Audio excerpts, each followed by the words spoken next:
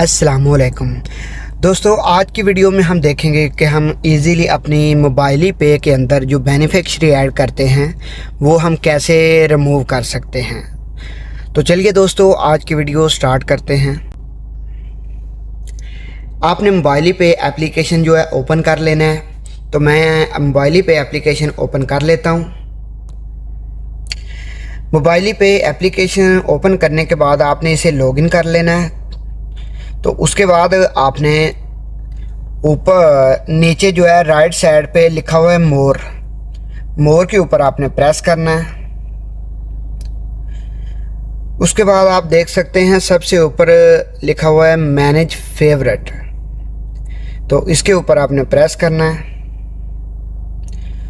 तो इधर आपकी जो भी बेनिफिशरी सेव होंगी वो सामने आपके आ जाएंगी। ऊपर सबसे पहले है ट्रांसफ़र टू कॉन्टैक्ट,